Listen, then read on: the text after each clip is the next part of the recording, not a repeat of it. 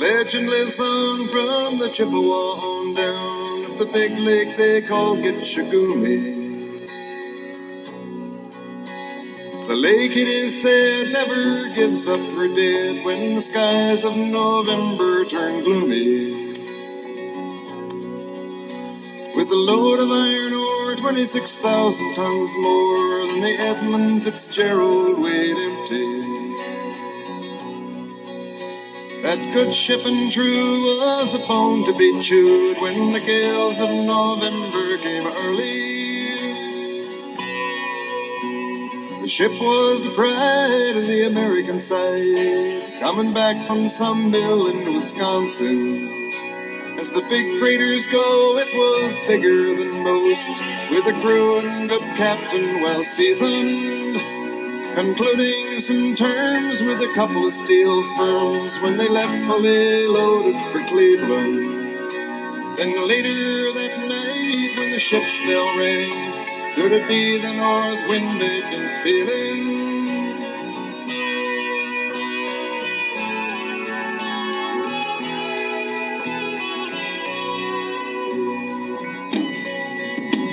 The wind in the wires made a tattletale sound, and the wave broke over the railing.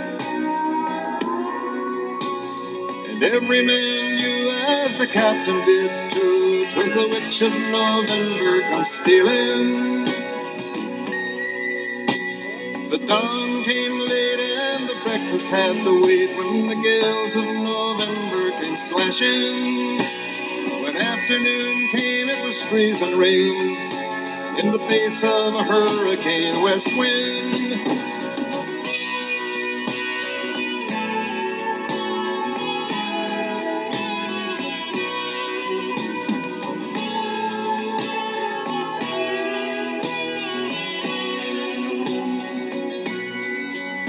When supper time came, the old cook came on deck saying, "Fellas, it's too rough to feed you." At 7 p.m. a main hatchway caved in. He said, "Fellas, it's been good to know you." The captain wired in, he had water coming in, and the good ship and crew was in peril. And later that night, when his lights went out of sight, came the wreck of the Edmund Fitzgerald.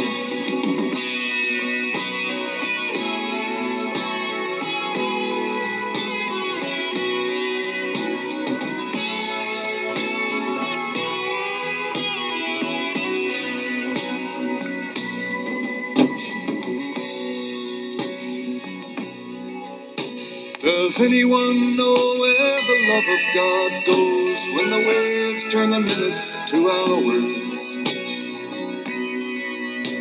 The searchers all say they'd have made Whitefish Bay if they'd put 15 more miles behind her. They might have split up or they might have capsized. They may have broke deep and took water. And all that remains is the faces and the names of the wives and the sons and the daughters.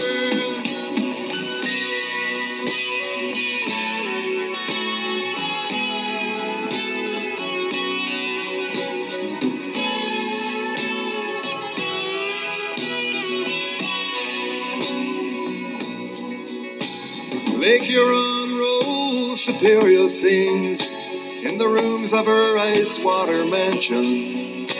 Old Michigan steams like a young man's dreams. The islands and bays are for sportsmen.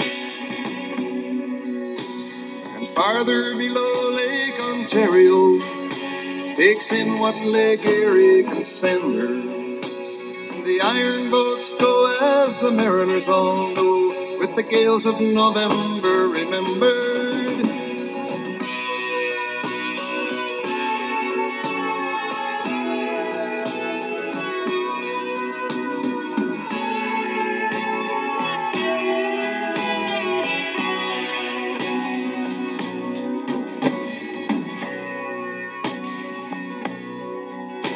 In a musty old hall in Detroit they prayed, in America maritime sailors' cathedral. The church bell chimed till it rang 29 times for each man on the Edmund Fitzgerald.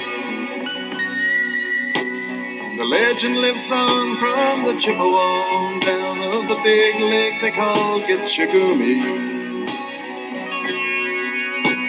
Superior, they said, never gives up her dead when the gales of November come early.